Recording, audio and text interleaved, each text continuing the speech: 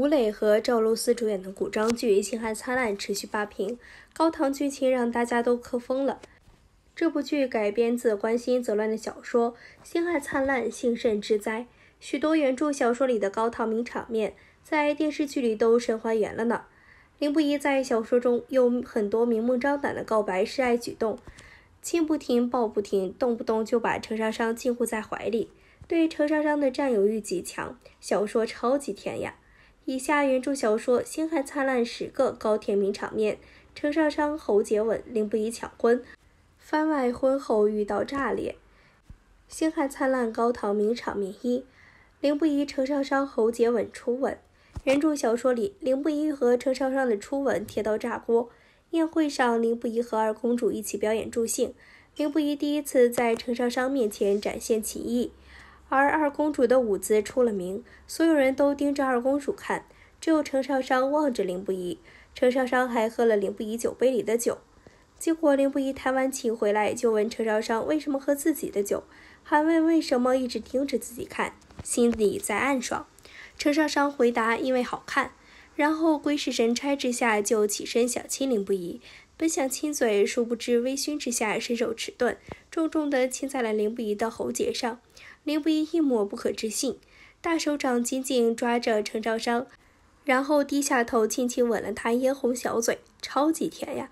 这个初吻名场面剧版也有拍出来，不过亲喉结变成亲脸颊了。请见原著小说97章。星汉灿烂高唐名场面2：凌不疑为程少商补衣服。原著小说中描述到，程少商破掉了衣服可是凌不疑亲手缝的呢。程少商不善女工，某次为了给凌不疑缝袜子和里衣，还把自己的手指头扎成满天星星，成品还不怎么样。文帝看了都翻白眼，凌不疑看了超级心疼。而且凌不疑还知道程少商辛辛苦苦做女工，其实是为了不被文帝骂，不是真的要给自己做袜子。凌不疑说，上回你衣袖刮破了还是我给你补的，我何时指望过你的女工。程少商还委屈表示，就是因为未来夫君给自己缝衣服，让他回去被父母足足骂了2个时辰，实在是太好笑了。凌不疑好宠程少商。凌不疑看到程少商委屈红脸的模样，还忍不住低头咬了一口程少商的鼻子，这也太甜了吧。星汉灿烂高唐名场面3：凌不疑为程少商暴打一众世家官员。凌不疑真的男友力炸裂，因为一众世家小姐故意欺负程少商，把程少商推下水，他竟然一家一家上去打人，惩罚那些女孩的父兄。有几家是写帖子去把人请来，人家来以为是能和大将军攀关系，殊不知一进门就被卸了一条胳膊和一只脚。有几家路近的是直接上门去打人，前几家就是这么解决的。所以说程少商一人落水，就让满朝文武变残废。这件事把文帝给气坏了，因此才杖打凌不疑。不过文帝其实是个助攻手，故意打凌不疑，让程少商心疼。果然这件事后2个人的感情直线升温。星汉灿烂高唐名场面4：程少商深夜陪睡，差点擦枪走火。原著小说里这段剧情甜炸了。在文帝杖打完凌不疑后，程少商担心凌不疑的伤势，还担心他盖的被子太薄不够厚，竟然大半夜连人带被子把自己打包进凌不疑的房间。凌不疑看到心爱的少商这样关心自己，都乐歪了。原著小说里这段剧情特别御，凌不疑一把揽过程少商，把他禁锢在怀里，揽过他的颈脖，啄了一下被冻得嫣红小嘴。程少商还没反应过来，凌不疑的深吻就压上了嘴。凌不疑修长的手指死死箍着少商的头，把他整个人都揉在怀里，然后反复吮吸舔舐少商的唇。在一度擦枪走火之时，他才松开少商，然后低哑着声音说，有些事还是澄清再做吧，什么事你倒是说清楚呀。请看原著小说102章。星汉灿烂高唐名场面5：凌不疑为程少商怒拆祠堂。原著小说中有许多小情侣的腻歪行为，动不动就亲亲抱抱，要不就霸道禁锢。凌不疑对程少商的占有欲极强，而且护妻无极限。所有人都知道程少商是凌不疑的心肝大宝贝儿，轻易碰不得，像是良家谋杀案。程少商发现密室被挟持，凌不疑找不到人，直接原地要拆人家的房子，那可是人家的祠堂耶。程少商脱险后，凌不疑抱着他又气又急，要一顿大骂，殊不知车少商一装委屈，他就一整个融化。我都吓死了，你的还要骂我？凌不疑气全消，又心疼，只好不停温柔地哄。车少商把凌不疑拿捏得死死的。星海灿烂高唐名场面6，凌不疑整马灯修罗场。原著小说后半段的高唐名场面也很多，凌不疑整马灯修罗场可以算是经典之一。凌不疑流放5年回来和车少商在宫门前重逢，他看见车少商的那一刻，眼里瞬间有了光。但车少商在现任未婚夫袁慎及一众吃瓜群众面前重逢前任未婚夫却很慌。所有人都在看好戏，而车少商想落荒而逃，却没成想却上错了马，怎么都骑不了。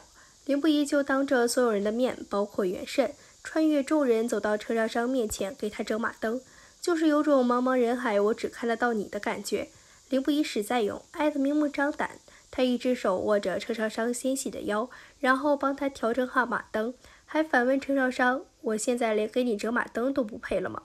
然后还装可怜。车少商看到他手上的伤，他还委屈地说：“你也不问问我疼不疼？”就这样，当着袁慎和所有人的面当众示爱，请见原著小说151章。星海灿烂高唐名场面7，凌不疑抢婚修罗场。要说最精彩的修罗场，应该不是整马灯，而是凌不疑当着袁慎的面直接抢婚。凌不疑要找车少商量量，作为未婚夫的袁慎说我也要一起，凌不疑也不拒绝，结果就变成了3个人加上一位吃瓜群众五皇子，一起挤在一辆马车上。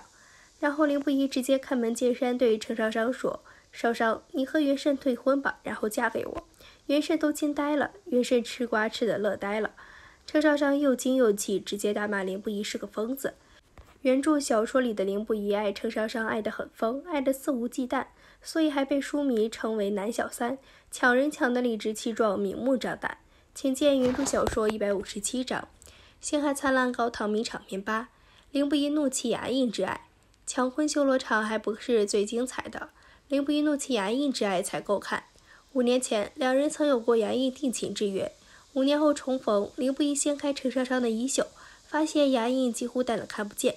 少商说他这5年用了最好的祛疤药膏，一点一点的养，在和袁氏成亲之时就会完全消失。凌不疑气到后气炸了，再一次把车少商禁锢在怀里，手脚紧紧缠住，然后一口咬在手臂上，再次印上深深的牙印，把车少商都气哭了。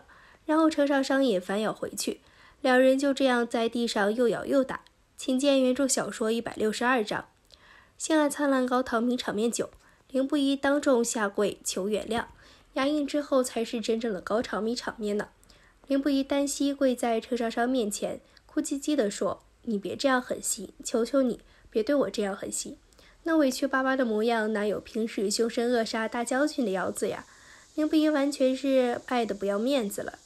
最好笑的是，凌不疑这副舔狗的模样，正巧被宫宴结束的一众女眷转个正着。两方人你看我，我看你，场面一度呈现静止画面。结果隔天，两人的事迹就传得满城风雨了。请看原著小说163章。原著小说《星海灿烂高唐名场面10》，婚后恩爱缠绵，把手伸进车少商衣里。大家一定要去看原著小说的番外。